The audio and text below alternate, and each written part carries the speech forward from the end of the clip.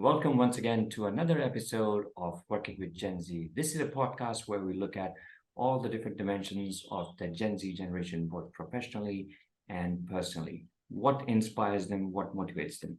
Today, we're going to talk about a topic which is so very relevant to that generation, but perhaps even everyone who's in the working world today.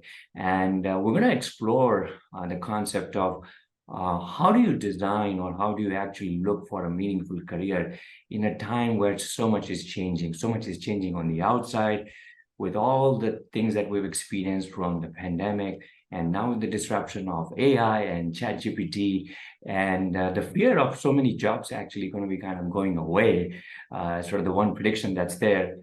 We want to look at if you're entering the workforce or if you're in a career or if you're in a job now, what do you do? How do you prepare for sort of a track, which is not the normal track anymore? So we'll look at all the different aspects of from the employer's side. What does it mean for an HR colleague? What does it mean from the business? But also perhaps if you're incoming in an environment like this, how do you actually prepare for a meaningful career, right? Because perhaps the whole definition of career has evolved and changed. And to help us with that is my guest, Dr. Shalini Lal. Shalini, welcome to the show.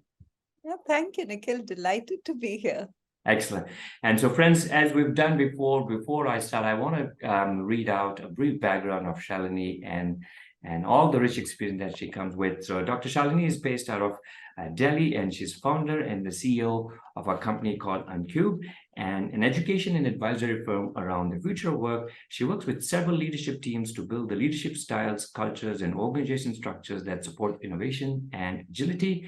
She's also the host of Future of Work show on LinkedIn, where she hosts conversations with leading global academics, practitioners, and thinkers around different future trends. She's also a published author, The Secret Life of Organizations, produced by the Hatcher India, and often writes in leading magazines and paper. In her past roles, she's been the Director of HR of Deutsche Bank, CHRO of Escorts Agri, Chief OD and Change of Airtel, and she holds a PhD from UCLA, also a Wharton Fellow, an MBA from prestigious IIM Ahmedabad, and Bachelor's in Economics from St. Stephen's. In addition to that, she enjoys bringing together insights from academia with wisdom of practitioner. She's got a lot of rich background, but she's asked me to keep it brief, and so that's what I'm going to do. Shalini, a pleasure again. I'm very happy that you consented and taken the time. Welcome again to the show.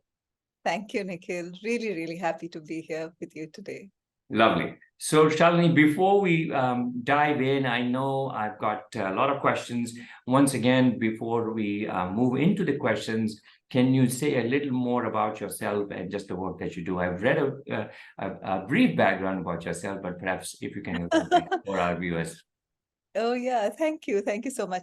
So, one of the things I realized maybe 2016, 2017 was that the world we're living in is changing much faster than the organizations we work in.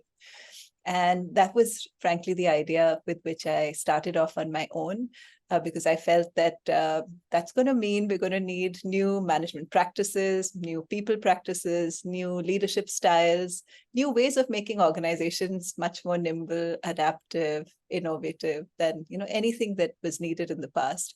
And traditional organizations really weren't very good at some of that. They were really good at efficiency, but not so good at fast change. So that was the intent. That's the area I work in most of my time. We work with several of India's leading organizations, and in fact, several global organizations to help them with either people practices or understanding mega trends that are impacting the way organizations work. So really, that's an area that I focus on. Excellent. So very happy once again, Shalini. And so let's dive in. I want to tap on to all the rich experience that you have and really in an area that you're doing a lot of work. So I want to begin by asking, in the recent context, of course, we've experienced the pandemic in a world which is the post-pandemic where there are challenges and talk about how do you manage the hybrid? We've seen the onslaught of AI and, all experts going from the doomsday scenario to sort of, okay, Yeah. this is just another wave to pass by.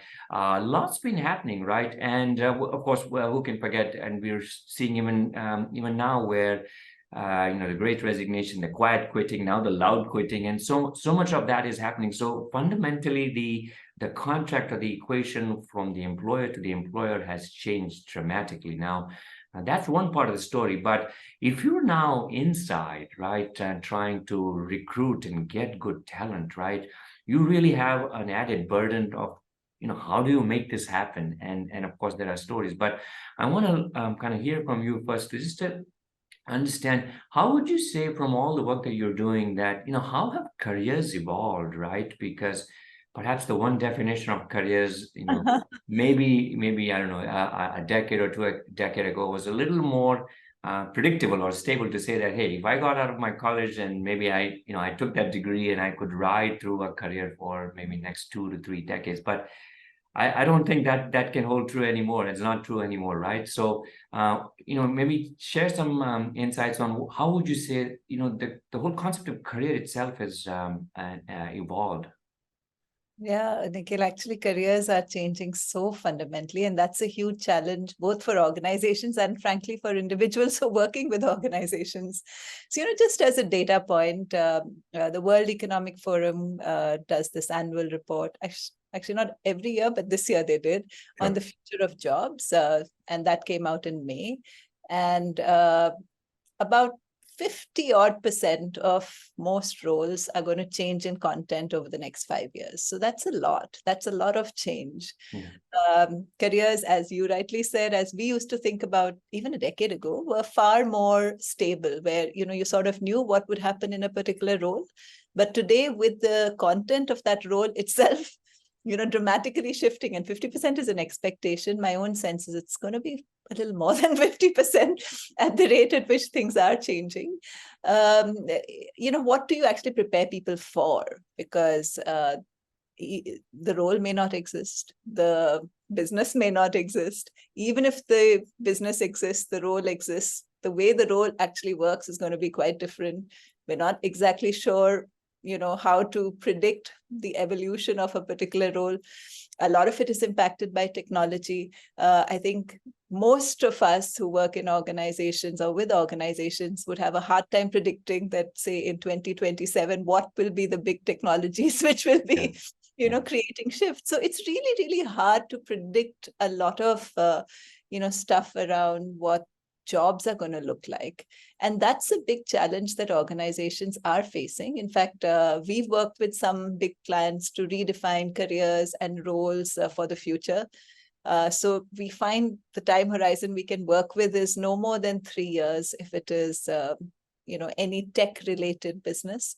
If it's manufacturing, where contracts and, supplier engagements are, say, 2 or 3 years long, you still have a little more, leeway in how you plan for it. So it does, it does depend on the industry, and it does depend on how long-term your contracts are. So there's a little bit of variation there. But in anything associated with technology, which is most of our clients, to be honest, 3 years is the max you're able to really say with any degree of confidence.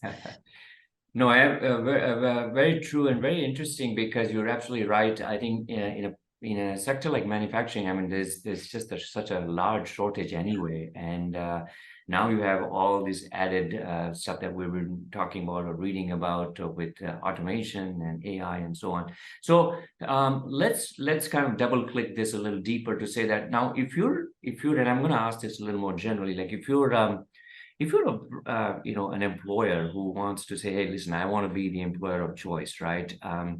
And everybody wants to get a piece of, all the good talent, as they say in the war of talent, the talent has won, right? So how do I go about, in the good old days, we would say that, okay, if I were to get out of a college, here's my value proposition, here's my offer, and perhaps, I would even share that, okay, here's what you can expect, kind of a reasonable career path in my company or in my firm. What are companies doing now, right? Or what are some of the sort of the practical challenges that you're seeing as you think about, welcoming perhaps maybe the younger or the line managers in the system? And second, even if you're existing in a company, like if you've been there for about a decade, right? How do I kind of navigate from that point onwards into the system? Yeah. Yeah, no, both are really good questions. So, everything's changed. I would say the good days are yet to come, because I think we're headed in the right direction. But where everything has changed is, as you said, the power balance has shifted. It's shifted a lot. Um, say a couple of years ago, the organization was king, and if you had a job application, you'd have like hundreds of applicants. You still will, by the way. You will still have hundreds of applicants. They may not be the people you're going after, but you'll get people applying. The organization was boss. You could say, I like you, don't like you, put out a list, and you were done. Today, of course, that's not the case at all. If you're an organization of any size, any reckoning, then probably a website like Glassdoor or Fishbowl or some of the others, are platforms where anyone who's entering even your application process is, writing about it. So, how were you treated right from the start? Were you, how intelligent was the recruitment process? So it's the candidates are evaluating the organizations on how good a job the organization is doing. And that includes everything, right from the way, they reached out to you, to how intelligent the interview process itself was. Who were the interviewers? What was the quality of the interview? What kind of feedback did you get afterwards? Did you learn something from the interview process? Now, these are a whole lot of expectations that simply weren't there earlier. It was you either got the job, you didn't get the job, you moved on. But today, applicants expect a lot more, and they are writing about it. So if you're in an organization, you have to be conscious of the fact that, people who are going to apply to your organization are first going to read reviews. Yeah. And I do. In fact, when I work with a client organization, the first thing I do is look at their Glassdoor reviews, because it gives me a sense of, okay, how are people experiencing the organization? And that's, people who've applied and have had just, the interview process level of interaction, as well as people who are working there for a long time. So everything's far more public. That's a reality. Yeah. So the first thing which has happened is that for an organization, managing the hiring process requires a completely different outlook now. So just the kind of care which many organizations have given to the customer experience, right? Mapping out different touch points, making sure that customers leave with a sense of having been looked after. It's not very different now for people who are part of the application process itself. And that's a whole lot of effort, by the way. None of this comes effortlessly. Of course, there are applicant tracking system, there's technology which can, help you along. But, a lot of it is still fairly time intensive, thinking about the process, training enough people to be good interviewers, having good selection processes, giving feedback. There's just a whole lot more work that goes into being good at the hiring process. And this is just, I'm just speaking about one part of it. Before this, like you said, this employee value proposition, it's becoming more and more important. And what's interesting is how the dimensions have changed. So let's say a decade ago, and we don't have to go too far back. Let's say a decade ago, it was a lot about, okay, how good is this brand? It's going to help my career. What's the compensation? Do people do well, those who've joined here? Those were the big ones that applicants would consider. But today, because of this huge shift in expectations, and a lot of it is driven by just how different Gen Z is, the topic of your series, it's about that also, but it's also about things like, okay, is this organization doing good for the world? What about the CEO? Does the CEO seem like a person who is, taking the stands, the kind of stands you'd want the CEO to take? Can I trust these people? Am I a good fit here from a, does our vibe match? So the kinds of dimensions that, applicants are using to evaluate organizations are quite different. And I mean, I'll throw in the flexibility one as well. Will I have flexible working options, or is it the more traditional, 5 or 6 is now really hard, but 5-day a week kind of working, 9 to 5. So there are a lot more dimensions that have entered, and many which just weren't there. Things like ethics, things like how good is this organization for the world, things like the personal track record of leadership teams, have they taken the right kinds of stands? These just simply weren't so They weren't so important 10 years ago, but they are today. Yeah, no, you're absolutely right. Interesting, Shalini, you were mentioning, I was talking to a colleague, and he was mentioning to me this company called SAP is an ERP company, right? And a lot of their young talent, in this case, perhaps, the Gen Z generation, what they've done, just to your point, to recruit is that they've created about 40 TikTok videos from the senior leadership team, actually trying to share, how good they are, and the value proposition and the culture of the company. Because from their research, they found out that look, they just don't have the attention span, and also that you mentioned that the actual application time, again, is online, and it's less than 10 minutes. And so they've got 40 videos that they've built over a span of 1 year. But furthermore, they've actually gone a step further to say that look, if you're getting posted in SAP in, let's say, Los Angeles, then they actually have a video which says that look, welcome to Los Angeles, and then they actually say that okay, this is where you can go over the weekend to shop, and this is where you can go for eating, and so on. So they've actually kind of personalized it a step further to give them a preview to the city in which they're going to be living, right? Just because I think they feel that transition will make it easier, or hopefully that transition or that information about the transition will attract them. But you're absolutely correct. I think it seems like the burden, it's almost like the employee has now like the consumer who has far more control, right? and he's going to look at Glassdoor and all these sites to say that look, what's in it for me, right? I can always go somewhere else. So excellent. So let's now shift, Shalini, I'm going to switch sides to say that if I am a young or an incoming Gen Z, right, we're going to focus on Gen Z, right? Obviously, the mapping of the career hasn't remained what we say was before, right? And also the fact that, if I've studied engineering, unlikely that I will remain an engineer, perhaps even immediately, or even certainly in a few years, right? So how can I prepare myself, in a world like this, to kind of come into an organization, right? I mean, are there some general things that one can do? Because you do a lot of the work on, how do we build this future of work kind of skills or competencies, right? So what are some general methods that they can kind of think about? No, you're right. It's far more complex than it ever was. Sometimes I talk about it as, if earlier it was like a coloring book, the broad strokes were there and you just had to like color between the lines. And yes, you had some flexibility on which shade of blue you want or which shade of green you want. Today, building careers is like having a blank sheet of paper, more and more, and you have to therefore decide what do you want to draw on it. And that's a whole lot harder than simply coloring, between the lines. So really, that's sort of what has shifted. But if you are someone who's, entering the workplace for the very first time and thinking about how to build your career, there are three things which I would say might be helpful. First is just understanding how your organization works.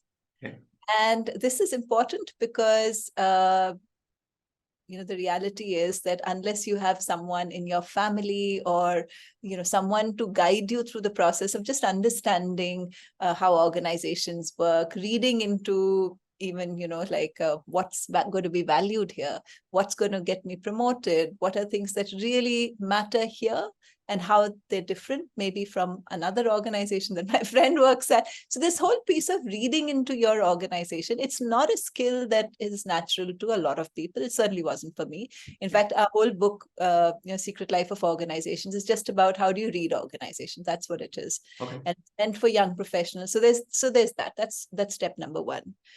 The other part, which is connected with how do you build your career. So if you understand the organization, what next?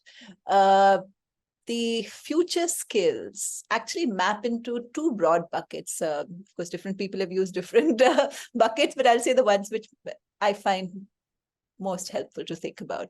The first is actually very personal.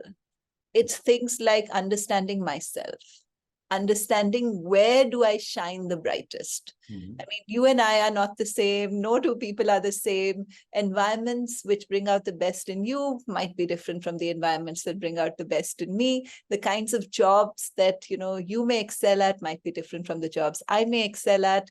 The kinds of people, you do your best with might be different from the kinds of people I do my best in. So, a lot of it is, one bucket is just personal, understanding yourself and understanding what brings out the best in you. Now, there is this course at Stanford called Designing Your Life, and there's a book by that name, a really good book, which is all about this process. How do you understand yourself more so that you can make more skillful choices for yourself? So there's that personal bucket. Within that bucket also comes skills like, okay, what's my emotional resilience? When I will face the absolutely inevitable setbacks, what's my mechanism of riding those waves? It also includes things like my adaptability, my capacity for, a skill that's these days called cognitive agility, which is basically the ability to think through different possibilities and, decide which one is the right choice for you. So there's this whole bucket of deeply personal stuff. Yeah. And why this was always a little important, but why it's become so important is that now you're the artist with the blank sheet. So, just think of the difference in complexity between using a coloring book and one packet of crayons, which has been handed over to you, versus having a blank canvas and needing to paint. So your degree of self-awareness and understanding and building your own personal skills, emotional intelligence, social skills, cognitive skills, that onus it's actually on you. Organizations help out a little bit by providing learning opportunities, but frankly, that onus is on you because a lot of this is based on personal reflection more than any training program. So, so there's that bucket. The third part is just having a much stronger understanding of where opportunities exist. So, like I spoke about one data point, that roughly half of the content of every role is going to change. But we also know that some 25% of all jobs are going to churn in the next 3-4 years. Now, that's a pretty large number. So how do you understand what that churn is going to look like? And what that means is lots of jobs are going to get destroyed because of technology, automation, because of, climate change, sustainability. A lot of climate change sustainability has had implications through the agreements that governments have signed. And now that so many governments have come together and set a plan for climate change, it's going to have implications for what you can do, what you cannot do, or what are better, more sustainable ways of doing business itself. So there are huge shifts underway, both because of technology and because of climate change. Understanding, interpreting what this means for whatever it is that you want to do, what does it mean? Which roles will sort of vanish soon? Also, where the opportunities are, because really the best careers are built by spending at least some time, and ideally a lot of time, in that place of opportunity. But you have to map that out. Most people will not make that effort because it is effort, it is effort. Yeah. Nobody can tell you. You have to think about, okay, if I'm working in this, in this industry, say auto industry, let me just take an example, and I'm taking an example from an industry which is undergoing, so much change. What do some of these agreements mean for the auto industry? What will happen when the, current engine, whatever the internal combustion engine, is phased out? What will it mean when, other technologies will become the dominant technologies? Now you have to figure all of this out, and you have to see for yourself where the line of opportunities is, and that is moving every year. It's moving every year. So that onus is on, the individuals. So there are 3 parts to it: understanding the organization so that you can navigate through it skillfully. And it's not natural to everyone. And particularly when you're right at the start of your career, very often you have no clue how to do that. Then it is understanding yourself and building your personal, skills, which will be operational across different environments.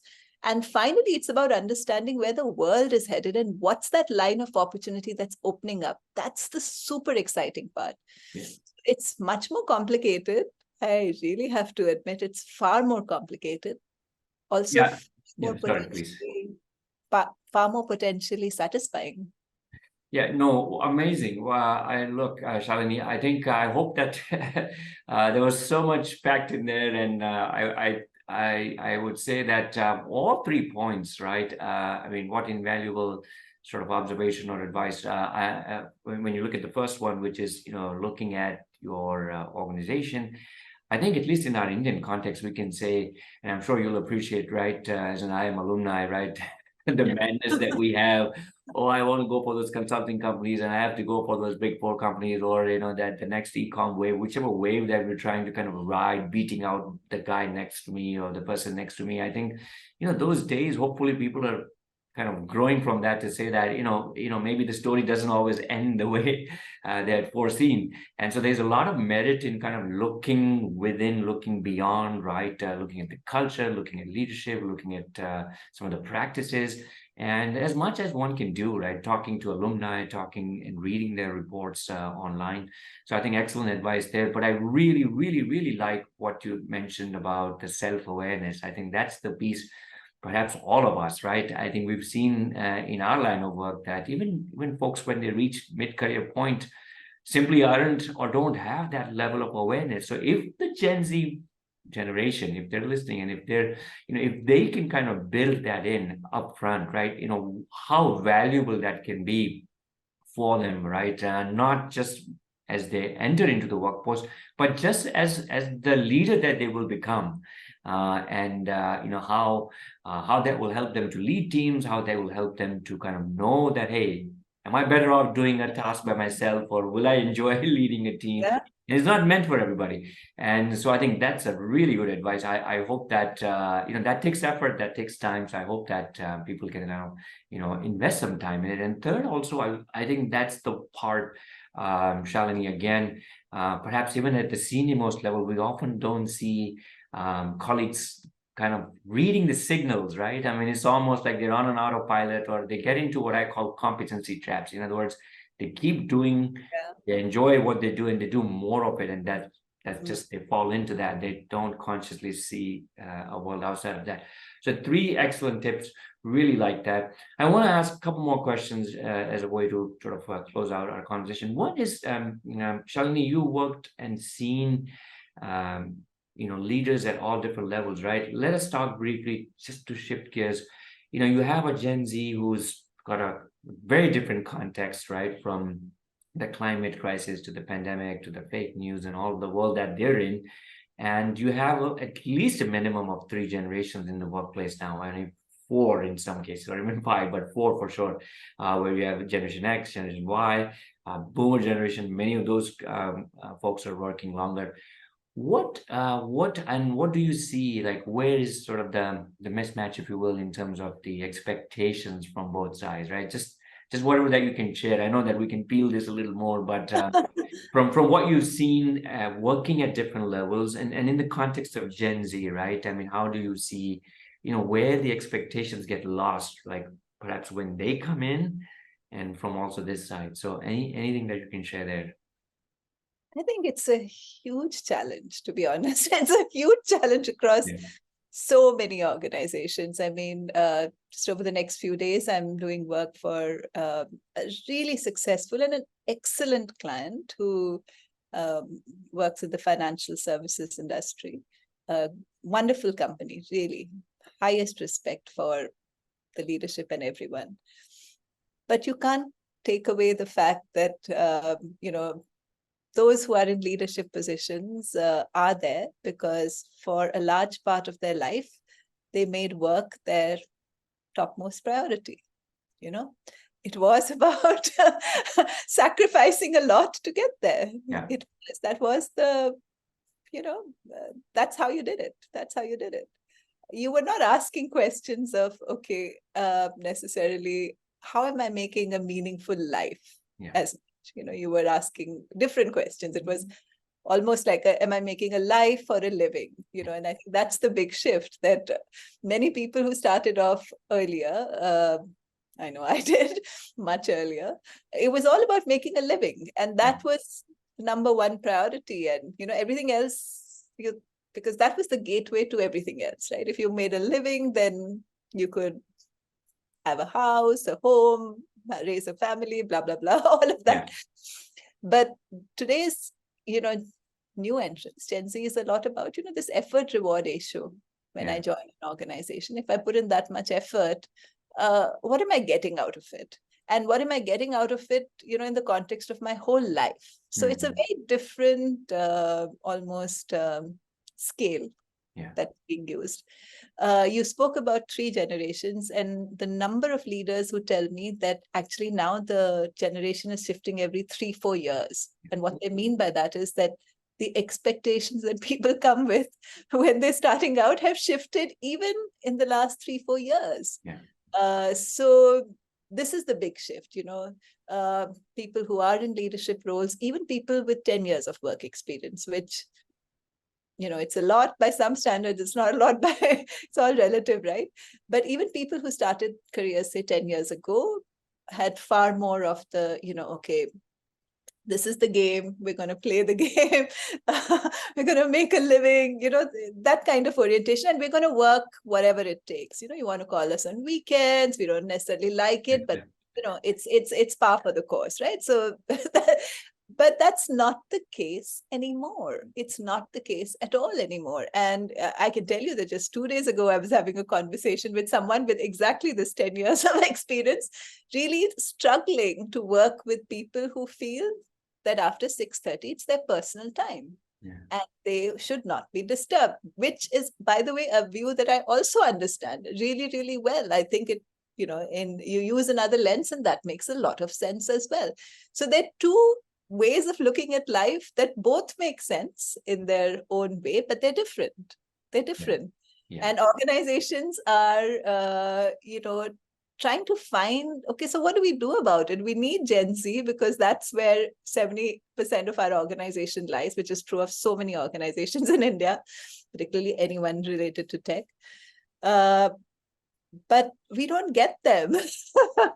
We don't get them. What do they want? We have such a good, whatever. We have so many, so much flexibility. They have like 100 learning opportunities. Just get onto the learning portal. We speak to them so respectfully, not the way people spoke to us. Why are they still leaving? So there is this fundamental shift in cultural attitudes that's happened. And it's not a very easy one for organizations. I think everybody is trying to find their way around it. What I do like, and actually recently we completed a study with NASSCOM on understanding some of these big shifts in, people practices. What I do like is that organizations are trying out a lot of things. So right from, a much, much sharper focus on things like wellness, and several dimensions of wellness: emotional, physical, social, financial. These were just not even ideas, in the past. To just teaching managers the importance of empathy, generosity, more inclusion, authentic leadership. I mean, different organizations have picked different themes, but just this whole shift in the way leadership happens from, at least for the last decade, we know authoritarian leadership has been out. It's not been in fashion at all, but to a far more, what should I say? Transparent. This is who I am. This is me as a human being. I'm not God's gift to earth. I have good, I have bad. This is me. Now work with me. That's a very, very difficult shift. And I see organizations attempting it. We'll see what works and what doesn't through, I guess, time will tell. So that's where we are. Yeah, no, very interesting. You're absolutely correct. I think many companies and many firms are kind of trying, and interesting you mentioned about back in the day it was all about go for the career. I remember, I think we all must have watched that famous interview from Indra Nui, where she always says that it was always Pepsi, Pepsi, Pepsi, then her parents, then I think the pet, and then her husband. And then she says that, you should be glad you're still on the list, right? But you're right, the context of Gen Z has changed so much. And I recall, watching where Simon Sinek really is recently in one of the videos says that, uh, in the days earlier, we would divide the professional and the personal life into two buckets, right? You would work and you would go home, and on the weekends you could go to the church or go and have to the bowling alleys and have a community and so on and so forth. And now it seems like work has entered our houses, and all the burden seems to have shifted towards the employers, because we've become so much more insular, right? Or at least this generation is becoming more stressful because they're more insular, they don't have as many friends, and therefore now that burden comes into it becomes the job of the employer to find their purpose, to find out looking after their well-being and so on. So it isn't easy, like you say, but as you say, yeah, It's a search at it's this a point. process, yeah. All right. So Shalini, one final question. This is fabulous. I know I could just go on, and I do want to ask one final question, which is to say that, okay, as a closing out, what are the two things would you advise, just kind of the do's and don'ts when you think about from an employer's perspective, right? When you think about an employer trying to welcome the Gen Zs, right, trying to get Gen Zs on board, some of the things that they could do or don't do. And similarly, if we shift towards the Gen Z, right, what are the one or two things that they could do and don't do, as just as sort of a call to action or some tips? They're going to probably sound like mirror images. So I think don't do is clearly don't be too judgmental. Okay. And this is a challenge because I see and I understand, by the way, 100% I understand. Let's even ignore top leadership. And the only reason I'm saying top leadership, let's ignore, is that very often they are generationally, several generations, different from Gen Z. So let's say they are in their late 40s, 50s. So let's even ignore them. Let's take a look at the generation that actually leads or supervises Gen Z. That's typically someone who, is just maybe what would traditionally be considered half a generation or a quarter of a generation, let's say 5-6 years out of campus, or somewhere between 6 to 10 years is the person who is 5 to 10 years. And of course, in some variation across. They're called zillennials, right? So millennials. Yeah. And that's a term I learned from one of my colleagues. My daughter is a zillennial, so Okay. and she's now leading teams for the first time. So it's like that's the generation that is going to be your direct boss. The fact is that in just these 4-5 years, things have shifted. Yeah. And it's easy to get frustrated in these shifts because they don't make sense. They're so different from, I just graduated, like 5 years ago, but it's changed so much. But it has. So I think the biggest don't will be, it's a reality. We may like it, we may not like it, but it is a reality. The world has changed much faster and it will continue. It's not the end of it. We're going to see more and more of this. So don't get judgmental to the extent you can avoid that. Get into the understanding space, because that's very, very critical to this. I mean, the number of times you hear off-the-cuff remarks by senior-ish leaders, mid-senior leaders, about their lack of understanding, or their lack of, like, their whole frustration with this new value system, and how, and it gets called out in many different ways. Someone will say they're so entitled, they don't want to work, they have no loyalty, blah, blah, blah, blah, blah. They're all very judgmental terms, right? Because it's a different value system. So from your value system, that's how it appears. Totally get it. So first thing, I mean, and it's a do and a don't both, is that you just can't be judgmental. You can't afford to be, from a practical perspective, that, listen, that's going to be 70% of your organization. If you don't understand them, how are you going to operate successfully? So there's that very, very practical angle, which a lot of organizations do get. But I think there's also, I would say, more what's the right word, personal angle to it, that it's not just about, yes, the organization has to be successful, that's your role, but it's also about understanding life at one level, right? The fact that life changes. Sometimes we like those changes, sometimes we don't like those changes, but that's life. Life changes. So at a philosophical level, I feel, there's that as well. So there's that to accept, at least at the very minimum. Yeah. I think for Gen Z, if I had an advice, now you might be familiar with this research about how Gen Z is the most burnt out generation ever. And every single study speaks about very high levels of stress being experienced by Gen Z. I think my first advice would be that careers are built over decades. Because I did a little research when I asked a lot of Gen Zs, what are you so stressed about? Yeah. You want so much more. You seem to have it, better than the other people. Stressed about. And it turns out that one big stress point is because people are making it big sooner. So they see someone who's made it big at 25 and they feel, oh, I'm 23 and this is late for me, So seriously, I mean, seriously, this is part of a small dipstick study that I had done.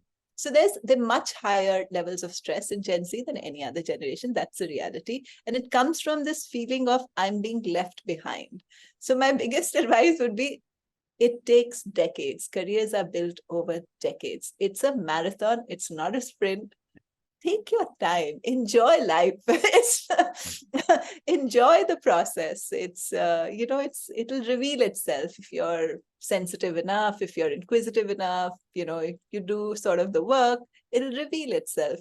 So lower your own stress levels a little bit. Enjoy life rather than getting burnt out as much as we see the figures, sort of indicate. Sorry, just the last part is, you're going to be masters of your life in a way no other generation has been. Use that. Enjoy it. It's a privilege. Yeah, absolutely. So again, what valuable advice? I mean, I think from all the leaders who have to manage, and I see this, Shalini, even for example, even the millennials who now have to manage the Gen Z, they feel like, wow, this is just a completely different group. While many would say that there seem to have a lot of similarities, but they don't see it that way. And I think you're right that they have such a longer runway ahead of them. Like the millennials probably have at least 20 years, Gen Z have at least 4 decades or more, right? So I think it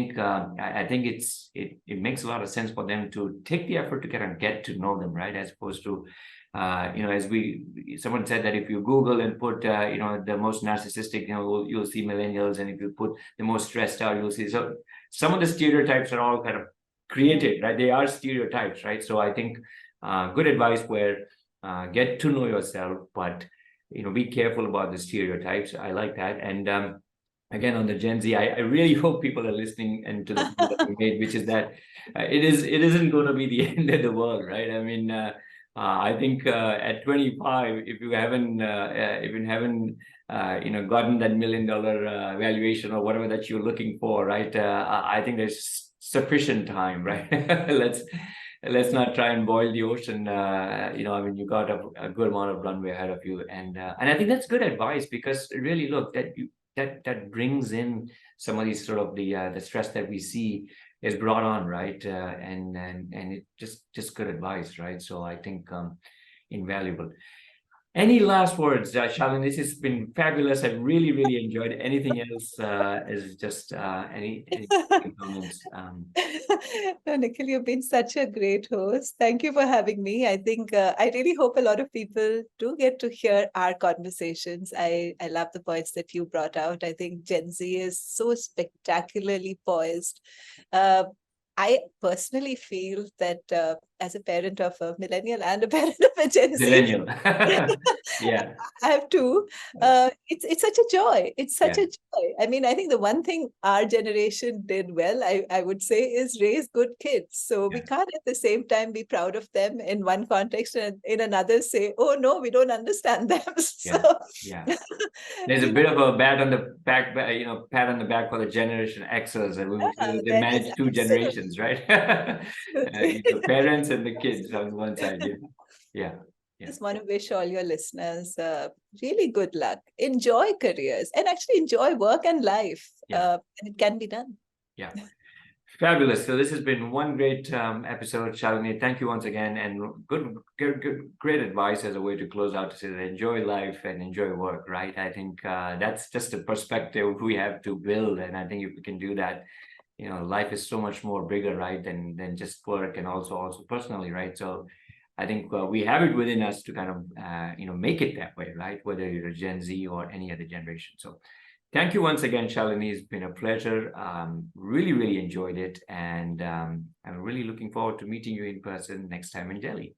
Take care. Thank you. Thank you, Nikhil. Thank you. Bye. Bye.